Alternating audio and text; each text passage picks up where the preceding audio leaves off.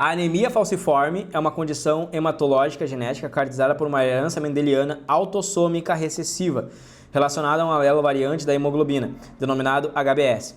O alelo selvagem será aqui mencionado como HBA. Recentemente, a tecnologia da edição gênica CRISPR-Cas9 foi aprovada em países dos Estados Unidos, América e Reino Unido como uma ferramenta molecular para o tratamento da anemia falciforme. Com relação à anemia falciforme, é correto afirmar o quê? Então, é uma doença genética. Aqui a gente tem o quê, galera? Bom, quando eu estou na ideia de expressão gênica selvagem normal da hemoglobina, que aqui nesse caso eu tenho o HBA, então recebi esses dois genes do meu pai, eu vou expressar a minha hemoglobina normal no seu formato de globina. Se eu tiver a presença autossômica recessiva do HBS, então ele tem que estar em homozigose, eu vou ter a minha hemácia num formato de foice, então eu tenho a minha anemia falciforme.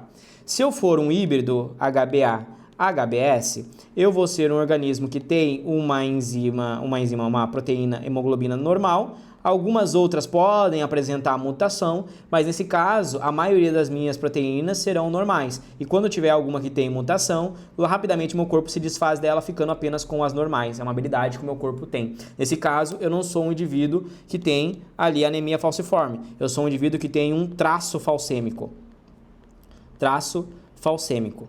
Certo? Bom, aqui ó, um traço falcêmico, esse indivíduo tem anemia falciforme que se apresenta em homozigose. Bom, a minha proteína, quando ela está nesse estágio, ela é mais maleável, mais flexível, ela consegue carregar o meu oxigênio e passar pelos tecidos. Já a anemia falciforme, ela é um erro ali nas bases nitrogenadas, né, na cadeia beta da hemoglobina, e aí nesse caso faz com que a minha hemoglobina, ela não consiga trabalhar tão bem em regiões onde eu tenho baixo oxigênio, né? Então, como eu tenho baixo oxigênio, essa hemoglobina ela não consegue capturar direito esse oxigênio e ela começa a se grudar umas às outras por causa da sua conformação de foice. É como se uma outra hemoglobina se grudasse aqui, uma outra se grudasse aqui, ela vai perdendo esse formato côncavo e esse formato de foice vai criando agregados plaquetários. E é isso que é perigoso da anemia falciforme, porque além dela não conseguir se conectar adequadamente ao oxigênio em regiões de hipóxia, em regiões onde eu tenho baixo oxigênio, ela também faz agregados plaquetários. Ela vai criando um filamento longo, criando um trombo. E aí isso é perigoso para o paciente e por isso que pode levar à morte, tá certo? Então esse é um dos perigos que eu tenho aqui da anemia falciforme, além de afetar órgãos ali. Só que a anemia falciforme, quando você tem um traço falcêmico, ela pode vir a te trazer uma vantagem, que é no caso da malária. Por quê? Porque a malária, ela utiliza ali no ciclo, um ciclo do sangue. Ela precisa infectar, né? O parasita ali da malária precisa infectar a tua molécula de sangue, né? A tua hemoglobina. Só que quando você tem ali o traço falcêmico, algumas das suas hemoglobinas terão uma conformação diferente, uma conformação ali meio que no formato de foice. E aí, nesse caso, é ruim para o parasita, porque daí, quando essa hemoglobina está em formato de foice e o parasita entrou nessa hemoglobina com formato de foice, o teu corpo faz a degradação dessa hemoglobina, matando junto a casa do parasita.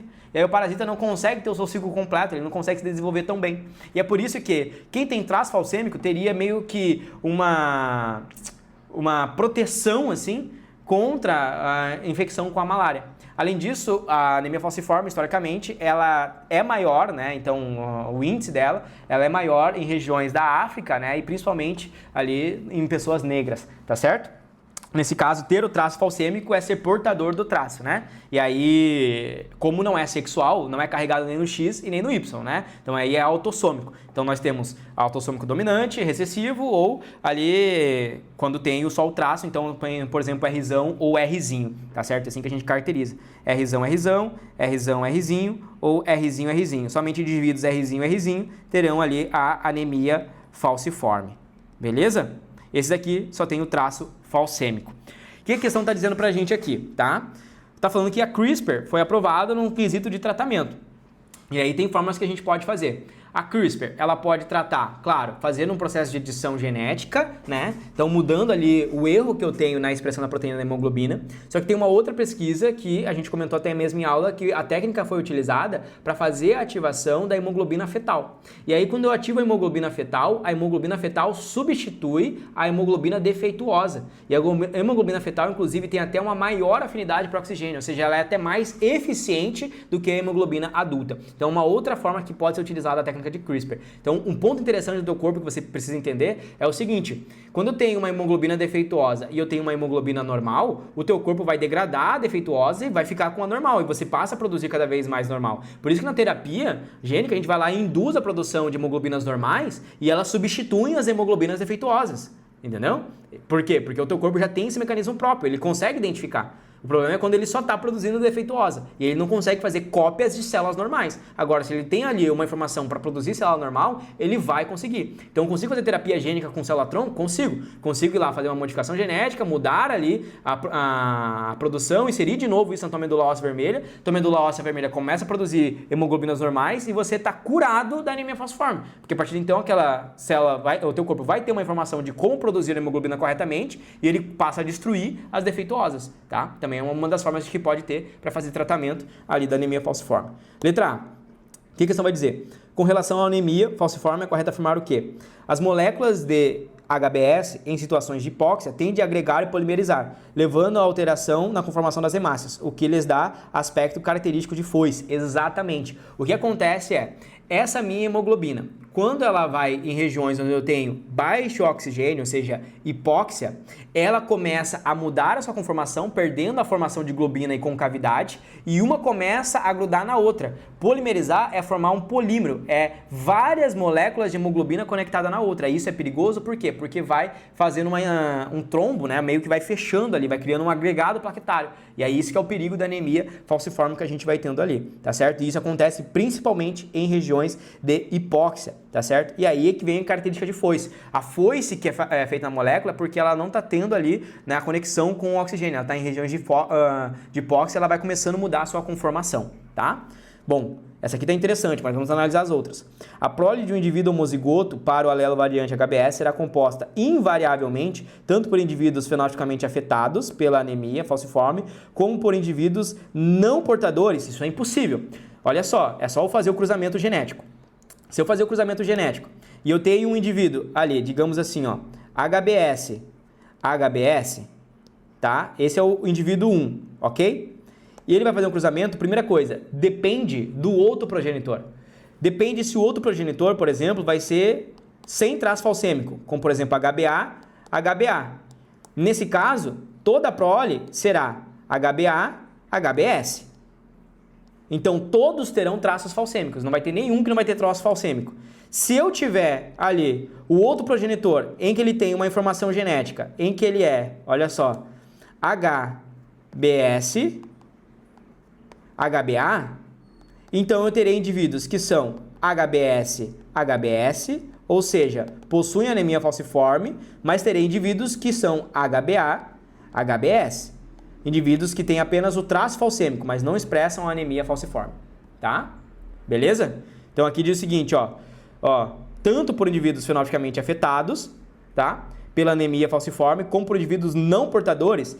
Se ele é homozigoto para o alelo variante HBS, significa que ele é HBS. Então, inevitavelmente, toda a sua prole vai ter, no mínimo, traço falcêmico. E segundo ponto, eu preciso saber quem que é o outro progenitor, qual que é o genoma do outro progenitor. Então, eu não poderia nem dizer por essa alternativa.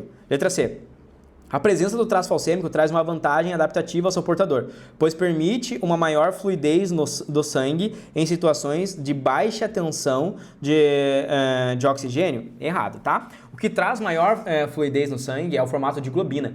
A globina é mais fluido e consegue passar melhor. Já o formato de foice é rígido, é como se a minha hemácia tivesse um formato mais rígido de bastão de foice. E aí isso acaba fazendo com que ela se agregue em outras e não consiga fluir tão bem, tá? Então o formato de foice não traz fluidez, diminui a fluidez. O formato de foice traz rigidez. Segundo ponto, quem tem o traço falcêmico tem uma expressão normal, porque as hemácias que vão ser expressadas de forma anormal, elas são degradadas, né? Então, isso não traz nenhuma vantagem ter o traço falcêmico ali, né? Traria uma vantagem em questão da malária, só que ele não citou malária aqui, tá? Então, a vantagem seria em relação à malária. Agora, em relação de fluidez, não. Até porque o traço falcêmico poderia gerar hemácias mais rígidas e não mais fluidas. Letra D.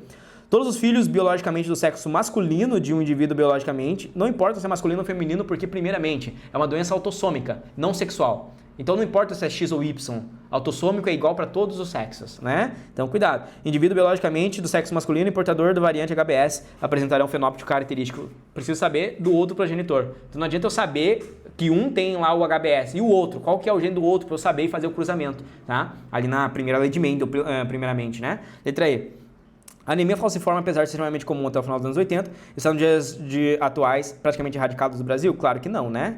Não está erradicada do Brasil. Ela ainda existe e ainda é um desafio aí nos tratamentos nos hospitais. Se não fosse, não teria uma questão de 2025 da URGS cobrando anemia falciforme. A gente não estaria falando dela. Se a gente fala, é porque ela ainda existe.